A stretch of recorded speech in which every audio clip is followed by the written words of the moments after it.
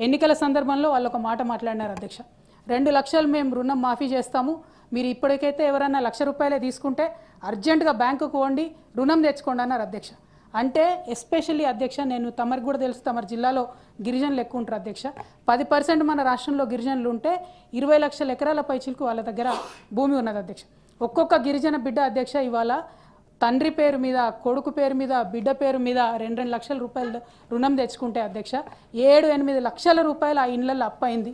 కానీ ప్రభుత్వం మాత్రం మరి కేవలం 20,000 కోట్లు ఇచ్చి 25 లక్షల మందికి మాత్రం అప్పు తీర్చినామని చెప్తున్నారు అధ్యక్ష. ఇప్పటికీ కూడా అప్పు తీరక సంపూర్ణంగా రుణమాఫీ కాక అనేక కుటుంబాలు బాధపడతా ఉన్నాయి అధ్యక్ష.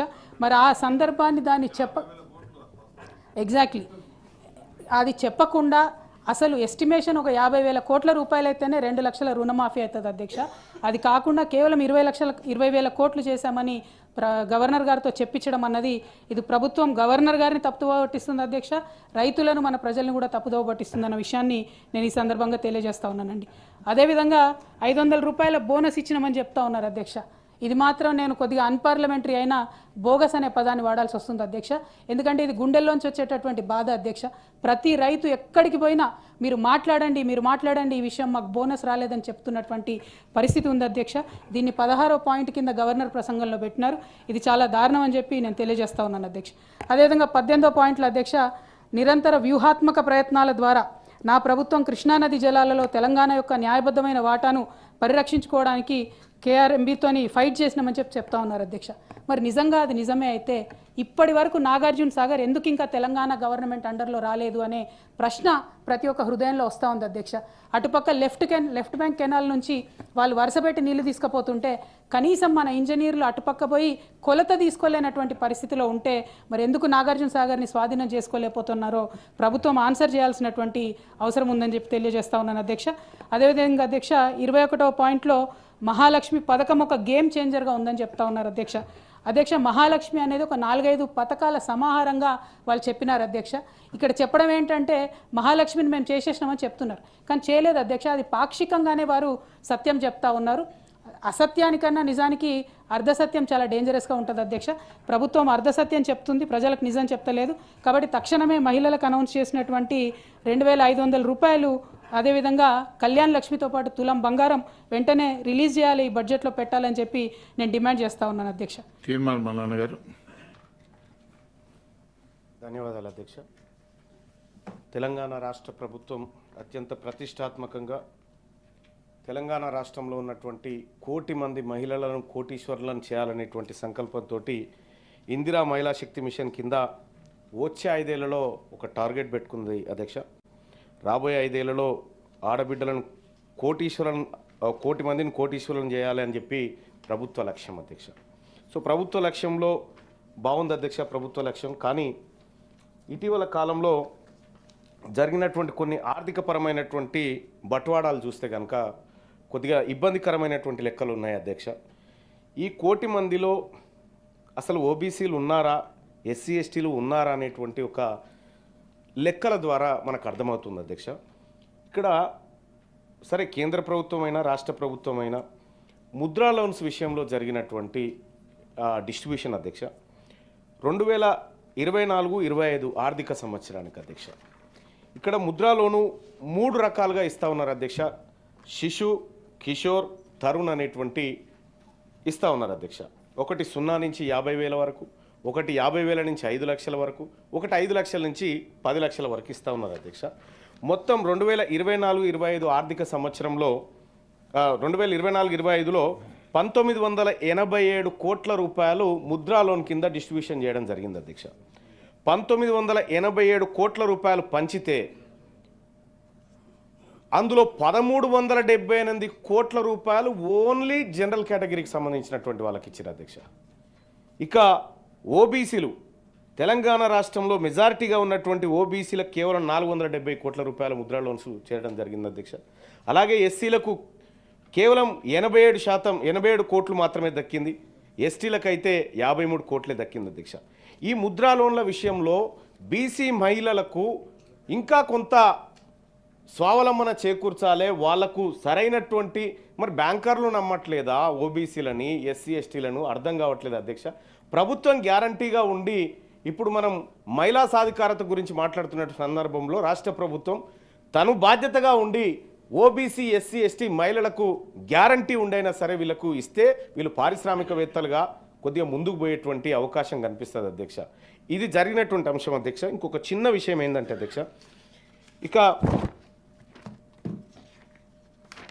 2018 నుండి 2018 నుంచి 2023 మధ్య అధ్యక్ష, 2018 నుంచి 2023 మధ్యలో 604 మంది హైకోర్టు జడ్జీల నియామకం జరిగింది అధ్యక్ష. 604 మంది హైకోర్టు జడ్జీల నియామకం జరిగితే అందులో అప్పర్ కాస్ట్ నుంచి 458 మందిని నియమించారు అధ్యక్ష. ఓబీసీల నుంచి కేవలం 72 మంది మాత్రమే నియమించబడ్డారు అధ్యక్ష. ఎస్సీల నుంచి 18, ఎస్టీల నుంచి 9, మైనార్టీల నుంచి 34 నియమించారు అధ్యక్ష. ఇక్కడ జ్యుడిషియరీలో అన్యాయమే జరుగుతుంది, లోన్స్ డిస్ట్రిబ్యూషన్ దగ్గర అన్యాయమే జరుగుతూ ఉంది. అంటే బీసీలకు నిమ్న వర్గాలకు అందాల్సినటువంటి నిధుల విషయంలో కూడా రాజకీయ అవకాశంలో కూడా అన్యాయం జరుగుతుంది. కాబట్టి ఇప్పుడు చేసినటువంటి సోషియో ఎకనామిక్ సర్వే ఏదైతే ఉందో కుల సర్వే, ఆ సర్వే ఆధారంగా రాబోయే 1 సంవత్సరం అంటే గడిచిపోయింది, రాబోయే 4 సంవత్సరాలైనా 42% వాటా ప్రతి దాంట్లో అందించాలి అధ్యక్ష. అలాగే ఓబీసీలకు ఎట్లయితే ఎస్సీ ఎస్టీ సప్లాన్ ఉందో ఓబీసీలకు కూడా సప్లాన్ పెట్టాలి అధ్యక్ష. పోయినసారి 9,000 కోట్లు కేటాయించారు అధ్యక్ష. అందులో ఖర్చు పెట్టక మిగిలినటువంటి నిధులు ఉంటే వాటిని ఈసారి క్యారీ ఫార్వర్డ్ చేసి కొత్తగా 20,000 కోట్లతో పాటు ఇవి కూడా యాడ్ చేసి ఓబీసీల సంక్షేమాన్ని రాష్ట్ర ప్రభుత్వం తోడ్పడాలి వాటి కోసం అని చెప్పి తమ ద్వారా తెలియజేస్తా ఉన్న అధ్యక్ష. 24వ పాయింట్లో మహిళలకు గ్యాస్ సబ్సిడీ ఇచ్చినామని చెప్తా ఉన్నారు అధ్యక్ష. చాలా మంది మహిళలతో ప్రత్యక్షంగా ఇంటరాక్ట్ అయిన తర్వాత నేను చెప్తున్నాను అధ్యక్ష, 500 ఇండ్లకు ఒక ఇంటికి కూడా ఆ పథకం సరిగ్గా అందుతలేదు అధ్యక్ష. ఆ పథకానికి దయచేసి రివ్యూ చేసుకొని పారదర్శకంగా అమలు చేయవలసిందిగా నేను ప్రభుత్వాన్ని కోరుతా ఉన్నాను అధ్యక్ష. అట్లానే 35వ పాయింట్లో అధ్యక్ష, మేము ఆరోగ్యశ్రీని 5 లక్షల నుంచి 10 లక్షల వరకు పెంచినామని చెప్తా ఉన్నారు అధ్యక్ష. కేసీఆర్ గారు కూడా ఆనాడు వైఎస్ రాజశేఖర రెడ్డి గారి పథకం వారు 2 లక్షల రూపాయలు పెడితే దాన్ని పెంచి 5 లక్షలకు తీసుకొచ్చినాం అధ్యక్ష. కానీ దాంతోపాటు ప్రభుత్వ హాస్పిటళ్లను మంచిగా చేసేటటువంటి ప్రయత్నం మేము చాలా తీవ్రంగా చేసినాం అధ్యక్ష. దాంతోపాటు ప్రతి జిల్లాలో ఒక మెడికల్ కాలేజ్ పెట్టి అద్భుతమైనటువంటి మల్టీ స్పెషాలిటీ హాస్పిటల్ ప్రతి జిల్లాలో ఇవ్వడం జరిగింది అధ్యక్ష. ఇవాళ ఆ ప్రయత్నం మానేసి ఇంకొక 163 మెడికల్ ప్రొసీజర్లు కూడా ఆరోగ్యశ్రీలో చేర్చి ప్రైవేట్కు ఆ డబ్బును మళ్ళిస్తున్నారు, కానీ ప్రభుత్వ రంగ హాస్పిటల్ను పట్టించుకుంటలేరు అధ్యక్ష. ఇవాళ ప్రభుత్వ ఆసుపత్రికి పోతే ఒకసారి చూస్తే అధ్యక్ష, సూది లేదు దూది లేదు అన్నట్టు ఉన్నది అధ్యక్ష, మందులైతే లేనేలేవు అధ్యక్ష. దీని మీద దయచేసి కొద్దిగా ఆలోచన చేయాలి అధ్యక్ష. ఒక మహిళగా నేను కోరేది ఏంటంటే ప్రభుత్వ హాస్పిటల్లో ప్రసవాలు జరగాలి, దానివల్ల పేదవాళ్ళ ఇంట్లో ₹2 ఆదాయం మిగులుతుంది అనేటటువంటి ఆలోచనతోని అన్ని ప్రొసీజర్స్ కూడా క్రియేట్ చేసి ఇదివరకు పెట్టినాం అధ్యక్ష. దాని మీద దృష్టి దయచేసి ఈ ప్రభుత్వం పెట్టవలసిందిగా రిక్వెస్ట్ చేస్తూ ఉన్నాను. ఎందుకంటే మళ్ళీ ఇప్పుడు ఎక్కడ చూసినా ప్రైవేట్ రంగంలో డెలివరీస్ పెరుగుతున్నటువంటి పరిస్థితి కనబడతా ఉంది అధ్యక్ష. 41వ పాయింట్లో అధ్యక్ష, బీసీల కోసం 42% రిజర్వేషన్ల కోసం మేము ఇక్కడ తీర్మానం పెట్టామని చెప్తా ఉన్నారు అధ్యక్ష. ఇది చాలా సీరియస్ ఇష్యూ అధ్యక్ష. దయచేసి ప్రభుత్వాన్ని నేను కోరుతా ఉన్నాను, రేపు ఎస్సీ వర్గీకరణకు సంబంధించి ఎల్లుండి బీసీలకు సంబంధించి బిల్లు పెడతారని మాకు తెలుస్తూ ఉంది అధ్యక్ష. కానీ ఇంతవరకు మరి ఈ 2 రిపోర్ట్లను ప్రభుత్వం ఎందుకు దాచిపెడుతుంది అధ్యక్ష? డెడికేటెడ్ కమిషన్ వేసినారు, ఆ రిపోర్ట్ ఎందుకు ఇంతవరకు మరి అసెంబ్లీలో పెట్టడం లేదు? మీరు జనాభా లెక్కలు చేసినామంటున్నారు, కులాల వారీగా ఎందుకు ఆ డీటెయిల్స్ అసెంబ్లీలో పెట్టడం లేరు? గ్రామ పంచాయతీల వారీగా ఎందుకు ఆ డీటెయిల్స్ పెడతలేరు? ఆ విషయాన్ని దయచేసి సీరియస్గా తీసుకోవాలి అధ్యక్ష. బిల్లు పెట్టే లోపల కనీసం ఈ రోజో రేపో అసెంబ్లీలో టేబుల్ చేయాలని చెప్పి నేను డిమాండ్ చేస్తూ ఉన్నాను అధ్యక్ష. అట్లానే 42వ పాయింట్లో జస్టిస్ షమీమ్ అఖ్తర్ కమిషన్ సిఫార్సు ఆధారంగా ఎస్సీ ఉపవర్గీకరణ చేస్తున్నామని చెప్తున్నారు అధ్యక్ష. ఆ షమీమ్ అఖ్తర్ గారి రిపోర్ట్ కూడా దయచేసి టోటల్ రిపోర్టు అసెంబ్లీలో పెట్టాలి అధ్యక్ష. ఇక్కడ కూర్చున్న వాళ్ళందరం కూడా అంతో ఇంతో చదువుకున్న వాళ్ళమే, ప్రజా సమస్యల పట్ల అవగాహన ఉన్న వాళ్ళమే అధ్యక్ష.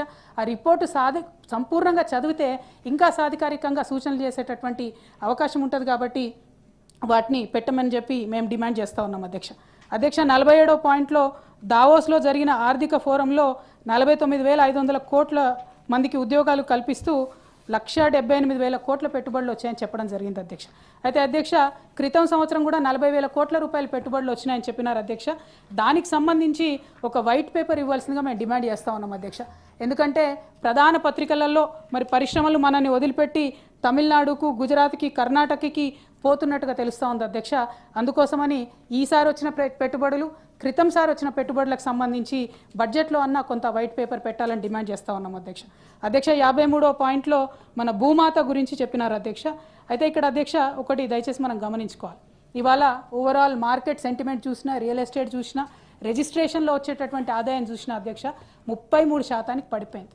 నిజంగానే భూమాత అనేటటువంటిది ఒక రెవల్యూషనరీ స్కీమ్ అయితే, విఆర్ఎల్ఎన్ మళ్ళా ప్రవేశపెట్టడం ఒక మంచి స్కీమ్ అయితే, ఎందుకు ఇవాళ ప్రజల్లో ఒక అభద్రత ఉందనేటటువంటి అంశం అందరం కూడా దయచేసి ఆలోచన చేసుకోవాలి అధ్యక్ష. అట్లానే ఆనాడు ఏం చెప్పినారు, మీరు ఎల్ఆర్ఎస్ కట్టకండి, బీఆర్ఎస్ పోతుంది, మేము వచ్చినాక ఎల్ఆర్ఎస్ మాఫీ చేస్తామన్నారు. మళ్ళీ ఇప్పుడేమో ఎల్ఆర్ఎస్ కట్టమని చెప్తున్నారు. దానికేమో అత్యవసరగా ఎవరు కూడా రానటువంటి పరిస్థితి ఉన్నది, ఆదాయం 0 అన్నటువంటి పరిస్థితి ఉన్నది. ఒక పక్క ప్రజలకు ఇచ్చిన మాటను తప్పుతూ ఉన్నారు, ప్రభుత్వానికి వచ్చే ఆదాయాన్ని కూడా గండి కొడుతూ మళ్ళీ ఇవాళ ప్రభుత్వ భూములు వేలం వేయాలని చెప్పి ఒక ప్రక్క ప్రయత్నం, ఇంకొక పక్క హైడ్రాతో విధ్వంసం మాత్రం కంటిన్యూస్గా చేస్తూ ఉన్నారు అధ్యక్ష. ఇది కరెక్ట్ కాదు. దీన్ని గవర్నర్ ప్రసంగంలో తమరు పెట్టడం, దాని తర్వాత ప్రభుత్వాన్ని, ప్రజల్ని తప్పుదోర పట్టిస్తున్నారని చెప్పి నేను భావిస్తూ ఉన్నాను అధ్యక్ష. చివరిగా ఇక 60వ పాయింట్లో అధ్యక్ష, జనరల్గా మన శాసన మండలి పేరు ఎవరు ఎత్తారు అధ్యక్ష, శాసనసభ పేరే ఎత్తుతారు. ప్రత్యేకించి గవర్నర్ గారు మాత్రం ఇక్కడ మాట చెప్పినారు అధ్యక్ష. బడ్జెట్ కేవలం అంకెల కూర్పు మాత్రమే కాదు, భవిష్యత్తు కోసం ప్రభుత్వ ప్రాధాన్యతలు, విజన్ల ప్రతిబింబం. మన పాలసీలు, కార్యక్రమాలు, సంక్షేమ చర్యలు తెలియజేసే ఒక ఆర్థికపరమైన నమూనా. అందువల్ల శాసనమండలి సభ్యులు అత్యంత ఆసక్తితో, శ్రద్ధతో బడ్జెట్ చర్చలో తప్పనిసరిగా పాల్గొనాలి అన్నారు అధ్యక్ష. మరి బడ్జెట్ మీద చర్చ ఎన్ని రోజులు పెడుతున్నాం అధ్యక్ష మనం మండలిలో?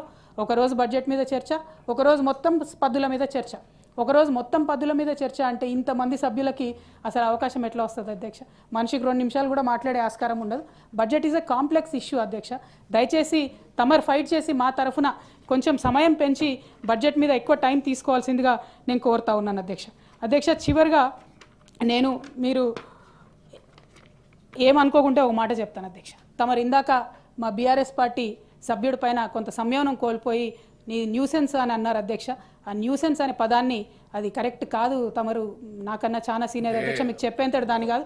ఆ పదాన్ని మాత్రం దయచేసి తొలగించవలసిందిగా మిమ్మల్ని రిక్వెస్ట్ చేస్తా ఉన్నాను. గౌరవ సభ్యురాలు మీరు కూడా అర్థం చేసుకోవాలా అధ్యక్ష, ఎప్పుడు కూడా ప్రతి సభ్యుడు మాట్లాడినప్పుడు ఒకే వ్యక్తి క్రాస్ టాక్ చేస్తూ అది చేయడం అనేటువంటిది కరెక్ట్ కాదు. అబ్సల్యూట్లీ అగ్రీడ్ అధ్యక్ష. కాకపోతే ఆ పదం మాత్రం తొలగించవలసిందిగా నా రిక్వెస్ట్. ఒకవేళ అన్పార్లమెంటరీ అయితే I will delete it. Definitely. ఇక చివరిగా ఒకటే అధ్యక్ష, జనరల్గా అధ్యక్ష ప్రతి ఒక్కరికి కూడా అధ్యక్ష ఫ్రీడమ్ ఆఫ్ స్పీచ్ ఉంటుంది కదా అధ్యక్ష. మీరు అదే మాట్లాడుతున్నారు, మర్యాద ఉండదు, పద్ధతి కాదు అది. నేను వారు మాట్లాడినారు అన్న, తమరు ఆలోచించండి అధ్యక్ష. ఆలోచించి అన్పార్లమెంటరీ అయితే దయచేసి రిలీజ్ చేయండి అధ్యక్ష. అట్లానే చివరిగా ఒక విషయం చెప్పి ముగిస్తాను అధ్యక్ష. జనరల్గా జీవితంలో ప్రతి ఒక్కరు కూడా మాట్లాడినా అన్పార్లమెంటరీ వర్డ్స్ ఉంటే I will delete it. Absolutely sir, absolutely.